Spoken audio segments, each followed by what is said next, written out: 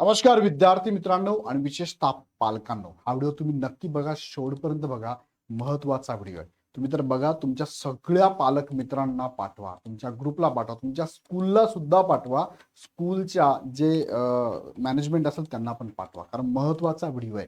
यामध्ये हा एक GR आहे, शासन निर्णय. त्यात त्यांनी सांगितलंय की शाळेचा गणवेश, पाठ्यपुस्तके आणि इतर शैक्षणिक साहित्य घेण्याबाबत कुठून घ्यावे, कोणते घ्यावे, प्लस त्या शाळेला हे पण सांगितलंय की तुम्ही सुद्धा पुस्तकं कोणती वापरली पाहिजे, कोणत्या प्रकाशनाची वापरली पाहिजे, हे पण स्पष्टपणे ह्या GR मध्ये उल्लेख करून सांगितलाय. सो हा GR म्हणूया, शासनाचं परिपत्रक म्हणूया, शासनाचं पत्रक म्हणूया, पण व्यवस्थित वाचा, समजून घ्या आणि हा व्हिडिओ सगळ्यांपर्यंत पोहोचवा. तिकडे जाऊया, पण तत्पूर्वी तुम्हाला मी सांगू इच्छितो की इग्नाइट अकॅडमीच्या या प्लॅटफॉर्मवर, म्हणजेच इग्नाइट पाठशाला ह्या ऍपवर तुम्हाला नवोदय सह इतर शालेय जीवनातल्या स्पर्धा परीक्षांचं मार्गदर्शन आमची टीम करत असते. तुम्हाला जर याचं मार्गदर्शन हवं असेल तर तुम्ही बॅच जॉईन करू शकता, कोणती पण. त्याचबरोबर नवीन बॅच आपण नवोदयची चालू केलेली आहे. फी तुम्हाला 5,000 प्लस GST किंवा इन्स्टॉलमेंटनी 2,000 भरून तुम्ही ही बॅच जॉईन करू शकता. ह्या बॅचमध्ये पूर्ण सिलेबस कव्हर केला जातो. प्रत्येक टॉपिकचे MCQ आणि PYQ अवेलेबल आहे. प्रत्येक सब्जेक्ट नुसार सुद्धा तुमच्या टेस्ट सिरीज आहे आणि फुल लेंथ सुद्धा टेस्ट सिरीज, त्याचा अनालिसिस आहे, त्याचं डाऊट क्लिअरिंग सेशन पण असणार आहे. सो यामध्ये तुम्हाला PDF स्वरूपात नोट्स पण मिळणार आहे, लेक्चर लाईव्ह असणार आहे, लाईव्ह झालं लेक्चर रेकॉर्ड होतं, किती वेळेस परत रिपीट करून पाहू शकतात. आणि तुमच्या पाल्याला जर आवडत असेल तर नक्की जॉईन करा. त्यांना डेमो लेक्चर युट्यूबवरती अवेलेबल आहे, ते बघायला लावा. चला तर जाऊया मुख्य मुद्द्याकडे. बघा, एक GR आलाय. GR पेक्षा मी त्याला असं म्हणेल, हे परिपत्रक आलेलं आहे. हे परिपत्रक बघा, इथे डेट जे टाकली त्यांनी टाकलेली डेट बघा, इथे 15/4/2026 ची डेट आहे. प्राथमिक शिक्षक संचालनालय महाराष्ट्र राज्य यांच्याकडनं हे पत्रक आलेलं आहे. तुम्ही जर हा GR बघितला तर ह्या GR मध्ये त्यांनी काय उल्लेख केला मी थोडक्यात तुम्हाला दाखवतो. बघा, हा GR आहे. बघा, इथे डिजिटल साईन केली आहे 13 तारखेला, 13/4/2026 ची डिजिटल साईन तुम्हाला इथे बघायला मिळते. शरद गोसावी शिक्षण संचालक प्राथमिक यांनी केली आहे आणि महेश पालकर यांनी सुद्धा 14/4 डिजिटल साईन केली आहे. विथ टाइम पण आलाय बघा. आता ह्या GR मध्ये किंवा ह्या पत्रकामध्ये काय म्हटलं तुम्ही नीट लक्षात घ्या. परिपत्रक जे आहे ते कुणाला गेलंय? विषय सर्व व्यवस्थापनांच्या व सर्व माध्यमांच्या, सगळं व्यवस्थापन, मनपा, झेडपी, नपा, जेवढे व्यवस्थापन आहे, सर्व माध्यमांच्या मराठी, इंग्लिश, हिंदी माध्यम, जेवढे खाजगी प्राथमिक माध्यमिक शाळांमध्ये गणवेश व इतर शैक्षणिक साहित्य विशिष्ट दुकानातून खरेदी करण्याची सक्ती न करण्याबाबत त्यांनी सांगितलंय. आता हे संदर्भ गेलेले सगळे GR चे बघा, खाली सगळे संदर्भ आहे. पहिला संदर्भ 11 जून 2004 चा GR आहे.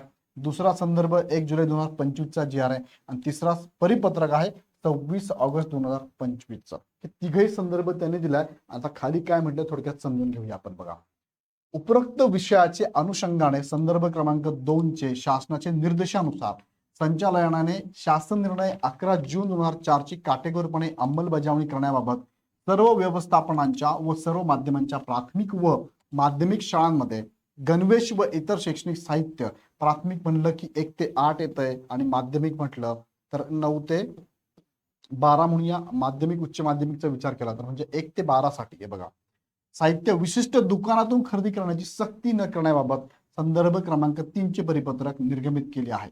सदर परिपत्रकानुसार या अनुषंगाने शासन निर्णय 11 जून 2004 ची काटेकोरपणे अंमलबजावणी करण्याबाबत पुनश्च निर्देश देण्यात आहे. म्हणजे हा ऑलरेडी GR आलेला आहे जून मध्ये, पण परत एकदा निर्देश देण्यात आले. काय निर्देश आहे? सदरील विषयांचे गांभीर्य पाहता सर्व व्यवस्थापनांच्या व सर्व माध्यमांच्या खाजगी प्राथमिक व माध्यमिक शाळांकडून, बघा खाजगीपणा लक्षात घ्या, त्यांचे सरकारचे तर आहेत, त्यांना ऑलरेडी नियम आहेत, पण आता खाजगींना पण हा नियम आहे. बघा, व इतर शैक्षणिक साहित्य विशिष्ट दुकानातून खरेदी करण्याची सक्ती करण्यात येऊ नये. बऱ्याच ठिकाणी असं होतं बघा, इथे जा ह्या दुकान, आमचे गणवेश हेच घ्या, हे गणवेश असेच असावे, ते ह्याच दुकानात मिळतील, हे पुस्तकं इथूनच घ्या किंवा आमच्याकडूनच घ्या, आम्हालाच पैसे पेड करा. आणि त्याचे पैसे बापरे अव्वा की सव्वा असतात. म्हणजे 10-10 हजाराचं 4थी-5वीचं किट आहे, 10-10 हजारचे पुस्तक असतात त्यांचे, 10-10 हजारचे पुस्तक, बॅग, गणवेश सगळं मिळून 20-20 हजारापर्यंत बिल झालेली आहेत. बघा, बरोबर. याबाबत सूचना सर्व व्यवस्थापनांच्या व सर्व माध्यमांच्या शाळांना द्याव्यात. याबाबत तक्रारी प्राप्त झाल्या शिक्षणाधिकारी, प्रशासन अधिकारी, बघा तुम्हाला जर तक्रार करायची असेल तर तुम्ही शिक्षणाधिकारी ऑफिसला जाऊन तक्रार सुद्धा करू शकतात. यांनी याबाबत शहानिशा करून तथ्य आढळल्यास संबंधित शाळेवर कारवाई करावी. कारवाई होणार आहे. आता पुढचा मुद्दा सगळ्यांसाठी महत्वाचा, हा मुद्दा नीट लक्षात घ्या. काय? बघा, हा मुद्दा तुम्हाला थोडा वेगळ्या कलरनी, ब्लॅक नको, वेगळा कलर घेतो मी इथे, ग्रीन कलर घेतो बघा. राज्य मंडळ CBSE ICSE मंडळाच्या शाळांनी NCERT SCERT बालभारतीची पाठ्यपुस्तके वापरावीत. काय सांगितलंय?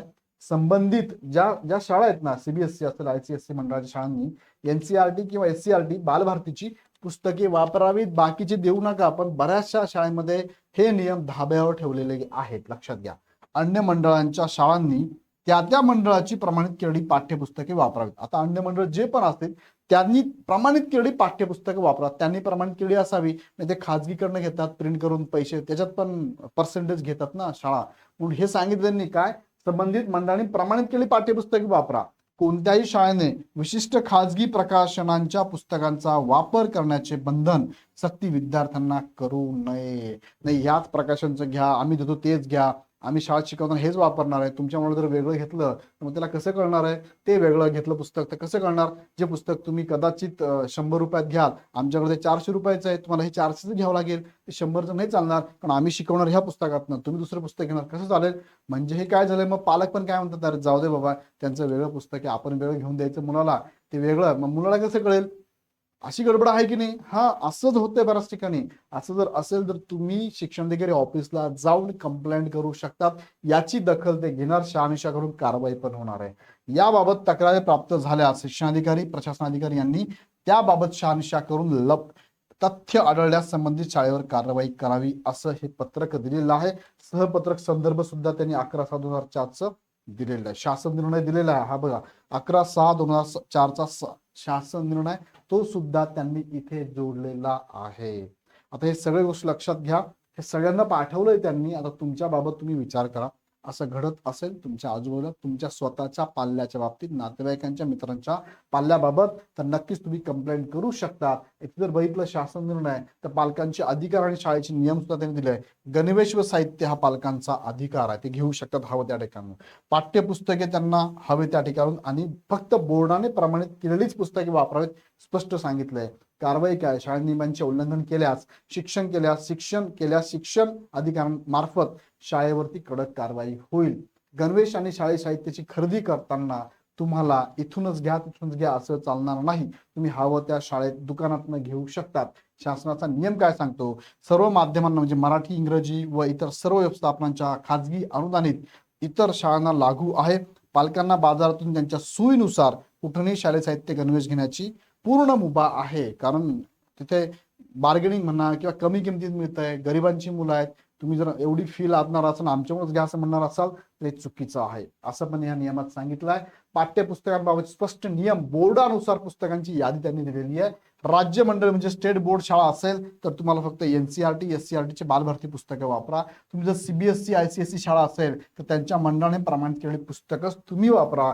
सक्त मनाई आहे, अतिरिक्त किंवा विशिष्ट खाजगी प्रकाशनाची पुस्तके वापरण्याची सक्ती विद्यार्थ्यांना करता येणार नाही. शाळेने बालभारती किंवा बोर्डाच्या पुस्तकाऐवजी इतर महागड्या खाजगी प्रकाशनाची पुस्तके घ्यायला लावणे किंवा तीच पुस्तके वापरण्याची सक्ती करणे पूर्णपणे चुकीचं आहे. याच्यावरती कारवाई होऊ शकते, लक्षात घ्या.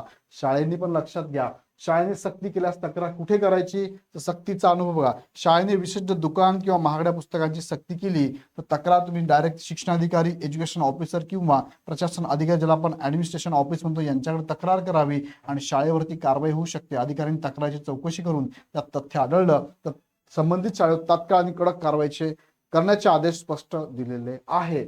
पालकांनी महत्वाचा संदेश आहे, शिक्षण हा विद्यार्थ्यांचा हक्क आहे आणि शालेय साहित्य कुठून घ्यावे हा सुद्धा अधिकार आहे. कोणत्याही प्रकारच्या व्यावसायिक सक्तीला बळी पडू नका. हा GR आहे, हे शासन परिपत्रक आहे 16 एप्रिल 2026. सो विद्यार्थी मित्रांनो आणि पालक मित्रांनो, डोळे उघडा, नीट बघा काय चाललेलं आहे आणि इथून पुढे होणार नाही याची काळजी पण घ्या. तुम्ही त्यात सामील होऊ नका. काही शंका असेल मला कमेंट बॉक्समध्ये टाका, तुम्हाला हा GR पण मी पाठवू शकतो. काही शंका असेल नक्कीच कळवा. तुमच्या मित्रांना तुमच्या ग्रुपमध्ये हा व्हिडिओ शेअर करा, त्यांना पण हा GR पाठवा आणि काही शंका असेल आमच्या टीमला पण तुम्ही कॉल करून मदत घेऊ शकता. व्हिडिओ आवडला असेल लाईक करा. पुन्हा व्हिडिओ आपण नेक्स्ट व्हिडिओमध्ये. धन्यवाद.